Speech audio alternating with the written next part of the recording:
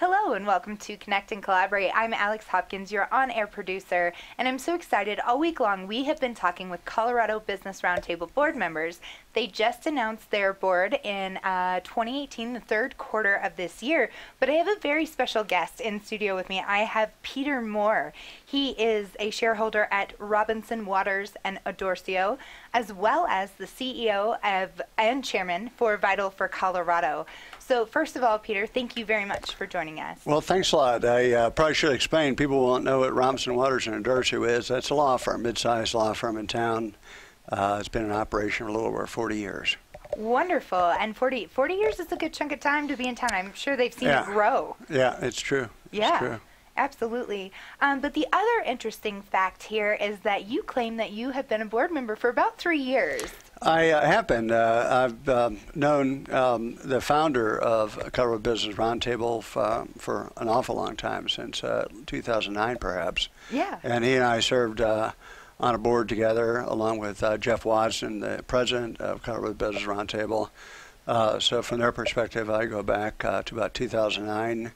And I've been on the board for Colorado Business Roundtable for 3 years. I'm also the attorney for Colorado Business Roundtable. And just now in this, as you mentioned, the third quarter of 2018, we're expanding from a small group to really kind of planning and figuring out what we want to do.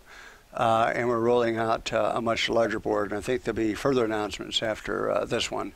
But currently we'll have 12 board members, and it'll be very, very exciting. Some of the organizations that'll be involved with the new board, I'll just go through a list. And I think this will be kind of a distinct advocacy business group in Colorado. I'm not sure that anybody in Colorado has this. So we'll have representatives from Apple, AT&T, Deloitte, CSU Global, the online university, IBM, Boeing, Nuss Professional Group, which is part of the Arcosa family and Cap Logistics family of companies, Walgreens, Pinnacle, Cap Logistics again, Jacobs Engineering, a newly merged, very, very large enterprise, merged with what used to be known as CH2M Hill, and then I'll be on the board. Yes.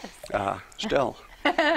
Still, so right? that's our banding order. I don't know who's on first and or any of that, but right. that's a unique group that's been brought together, and so I'm very, very excited about the future of Colorado Business Roundtable. As are we. I consider myself part of the Colorado Business Roundtable team. We have this show, right? Connect and Collaborate. Right. It's the voice of the Colorado Business Roundtable itself. And this is exciting news. So far we've had Becky on with CSU Global. I had Rebecca Kirsting with Nuss Professional Services, part of that CAP family of companies. Gail also joined me yesterday, as well as David Eddy from Boeing. And right. So I wanted to make sure that we got quite a few people on to talk about this board and their experience with it. And so I'm hoping to get some more on later on in the year, or maybe get past the holidays here and then have them on in the new year to talk about what we want. But right. If there's one thing you mentioned, right, Jeff Wasden, president of the Colorado Business Roundtable, as well as Gail Denninger. He is the CEO and founder. And he founded this in 2001, and you've been a part of this board for 3 years now. He has a vision that's pretty unique, right? He really wants to connect people and collaborate with them, right? Hence the name of the show here. But talk a little bit, because you've seen him talk about this for a long time. Well, just in terms of the word Arcosa is kind of an interesting word. It's actually a short version of a mathematical shape called an icosahedron. Mm-hmm. An icosahedron is a 20-sided shape. Think Buckminster Fuller. Mm-hmm. And it's a metaphor. There are a lot of connections to have a 20-sided shape. Yeah. It's a metaphor really for that. And I think with this group, with the Colorado Business Roundtable, there's an awful lot of public policy, state public policy, federal public policy talks about cybersecurity. I think CSU Global has one of those coming up real soon. Yes. Very, very timely topic. But each of the corporations involved in, I'll call it the new board, because the old board was really just 3 or 4 of us trying to figure out what to do and what to do with the connection with the Business Roundtable in Washington, D.C., which is one of the most influential business advocacy groups. And the Colorado Business Roundtable has a direct relationship, so that's one of the opportunities. But I think that each of these companies, I'll just, again, Apple, AT&T, Deloitte, IBM, Boeing, Walgreens, Pinnacle, Cap Logistics, they want to have impact on the community. They want to be associated with a group that gets things done. And to get things done in a policy sense is to push pro-business policies. To get things done with, I guess, with regard to jobs, is to try to figure out ways to employ a greater number of people. To talk about getting things done with regard to CSU Global, and that's a great example. It's how to better educate the people around us, because we have a better world and better democracy, and a republic really strongly requires to have a well-educated populace. And so this is a new way. It's not all that new, but in the last, I don't know if it's 10, 12 years, it's online education. And it solves so many issues with regard to access and cost, and the important thing is to have the education, to know the material, and have the confidence, and go forward and try to be productive in society. Yeah. So I think that the theme of this group, at least from a relative old-timer on Colorado Business Roundtable, is really to push pro-business policy, to try to create connections, to work with many other groups that are in Colorado, to try to effectively build coalitions to achieve things. Yes. And to better the policy. 100%. As we know, Jeff Wasden is one of the big DC guys, right? He's the one he's our DC guy. He goes out there and does a lot of the public policy work for us, and comes back with all this wealth of knowledge that they're doing out in DC that we can, maneuver here in Colorado to match that business model that the Business Roundtable, the National Business Roundtable, has. But you hit the nail on the head talking about CSU Global and education, and that's one thing. It's just something that just jumps to mind. I mean, it's very tangible. Yeah. And it's something that's absolutely needed. And I think CSU Global, I'm not sure the exact numbers, but may have graduated more people in the last couple of years than the land-grant university up in Fort Collins. Yeah. And it's not to take away from the land-grant university, but it's just an indication of how technology and really our culture is becoming less tied to cable, to driving back and forth to work and learning online, and much more technologically driven society, I suppose, which is a bad thing because things are moving so fast. It's hard for a guy like me to practice law because I still like to do it the old-fashioned way in terms of paperwork and exchange documents back and forth. I have legal pads. I'm not sure I send very many letters nowadays. That's something that's changed over the years. Yeah, it's an email game, I'm sure. It's an email game, too. Yeah. Well, and there's good and bad with this push on technology, right?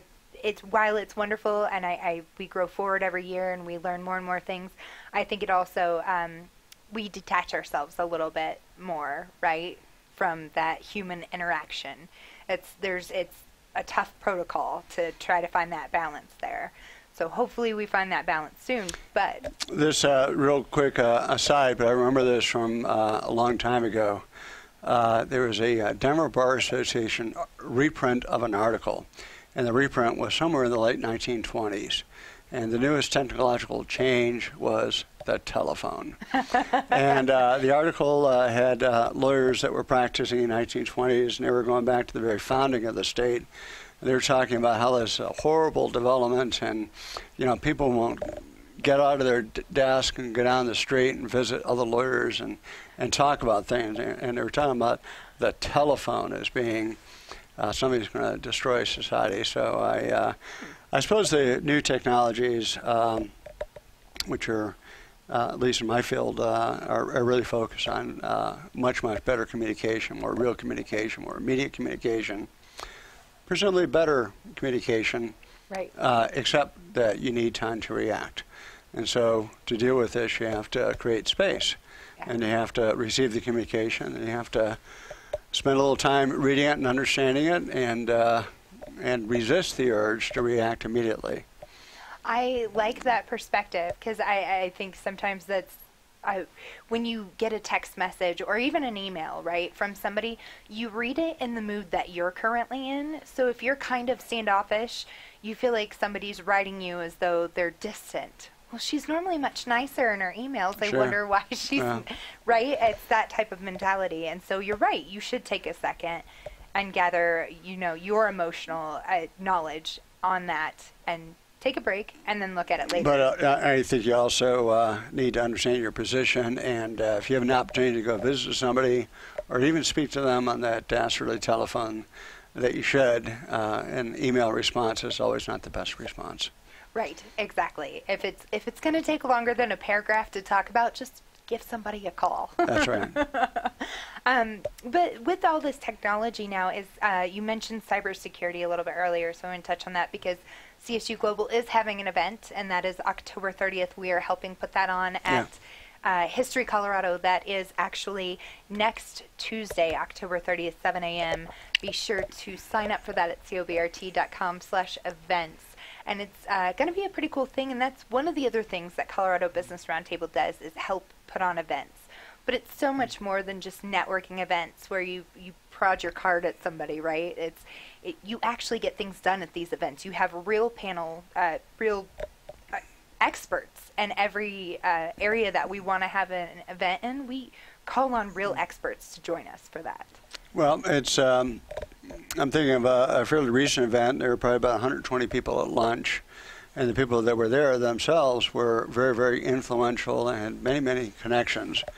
And the event was really highlighting three of the major companies in Colorado: Red Robin, Wells Fargo, and Jacobs. And Jacobs Engineering. Yeah.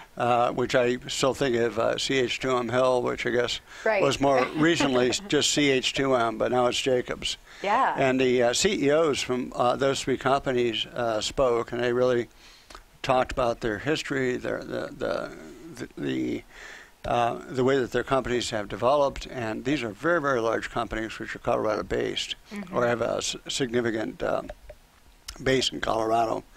And I spoke to many, many people in the audience, and they were inspired by a few of the comments. They said, that's something I need to work on. And so now you have this group that's together and they have a common experience, and they're thinking about similar topics or slowing down for an hour and a half and having some lunch.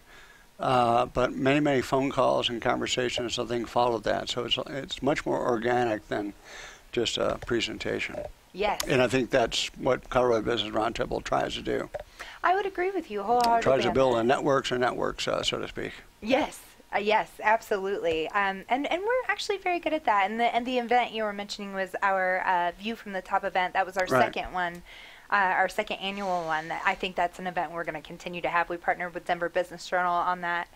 And it's one of my favorites because as different as those groups are, Western Union, Jacobs, and Red Robin, the theme of that was a leadership theme, right? CEOs, and asking them what they have in common. And a lot of people did take away a lot of great information. It's leadership is communication, but it's also how to manage phenomenal growth. I don't know how many countries Wells Fargo was in, but it's probably over 225 countries. And can you imagine the work necessary to build that kind of an organization and all the laws of 225 countries and the privacy laws and all of it? And so I think the idea of managing growth and how to be successful in today's world from the perspective of three very, very successful companies was very inspiring. Yes, absolutely. So even to a guy from a law firm. Well, that was what I wanted to talk to you about. That was exactly where I was going. It's like you read my mind. Let's talk about how you fit in on this board. Again, you've been with the dream for a while, right? And Gail did found this in 2001. But I don't think we saw a whole lot of growth right away until about 2014, about 3 years ago when you joined, right? Trying to get that dream off the ground wasn't easy. So do you mind walking? Well, sure. Yeah. So I've been practicing law in Denver since 1981, so I'm still a kid. Yeah, of course. Went to school, I'm from Canada, went to school at Georgetown at the University of Denver, and went to school for one summer at the University of Heidelberg, what was then West Germany. And my orientation was an international person. I really had no real intention of practicing law. I came here because the university offered a bit of a scholarship and put myself through school. That was seemed like a good idea at the time. Of course it does. But I started working with law firms as a law clerk in 1978. So in a certain sense, I've been around downtown Denver for about 40 years. And I've been a partner at a very large law firm that had 850 lawyers and 22 offices for a number of years. I'm currently a partner in a 35-lawyer firm that's been in downtown for about 40 years again. And then prior to that, I was with another 40-person firm, and so I kind of went from regional firm to national firm to regional firm. And preference? Well, they're all great firms, but for my practice, which is, I think corporate law and business law are really one of the last areas of general practice, in the sense that to be an effective corporate lawyer, you need to know an awful lot, and you need to have a sense, and you also need to be associated with employment lawyers and tax lawyers and partnership lawyers and all of that. And so I'm fortunate because my law firm is one of the better firms in town, and we have all of that. Yes, absolutely. Well, and I'm sure they were all great, but do you have a preference on a larger versus a smaller scale firm? Well, I chose to leave a larger firm to join a smaller firm, so I guess more recently my choice has been a mid-sized regional firm. But then, I don't know how many years ago, 10 years ago, 11 years ago, I chose to go from a regional firm to a national law firm. So there you go. It's really a function of the kind of practice you have at the time and what fits best. Yeah. So we also mentioned that you were chairman and CEO of Vital for Colorado. I am. Yeah, and you come in twice a month with John Ekstrom, who's the producer of that show. I do. Yes, the Vital for Colorado. We've actually done over 60 hours of radio, which I found amazing that we've done that. But 61, 62. Vital for Colorado, and this is a very important time of year because there's an election coming up in somewhere around 2 weeks, I think. We started in 2013 with the basic idea of trying to advocate for the energy and oil and gas business in Colorado from the perspective of other businesses. And so all the businesses on our board of directors, they're not oil and gas companies. They are chambers of commerce. They're companies like Gail's company, which is a logistics company. Mm-hmm. So we have a 14-person board. We have people that are property rights owners, we started with the idea that if we might be able to get a following of 500 or 1,000 people, that we do pretty well, and we organized ourselves around the 7 Principles Pledge. We've grown tremendously really in the last 5 years. We now have a coalition of over 87,000 Colorado citizens that have signed our pledge, and within that group, 1,000 businesses. So we're the largest grassroots organization, I think, that has been in Colorado. And this year, 2018, there's a Proposition 112. It's an effective ban of an industry, if you can imagine such a thing.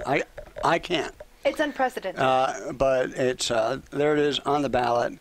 And I'm not the only person that says it's banned. Both gubernatorial candidates, Walker Stapleton and Representative Polis, they also call it a ban because it effectively, in the state of Colorado, has done a study to indicate that 85% of the lands available for production in the future will no longer be available. And then this is an industry that has a $31.5 billion and perhaps larger with the recent increase in prices. If you consider primary and secondary employment, well over 200,000 people. And if the industry is banned, the state's going into certainly recession, I fear worse. And you have to think about it in terms of all the people. So if you've seen the yard signs around saying, I am oil and gas, those are yard signs that we printed.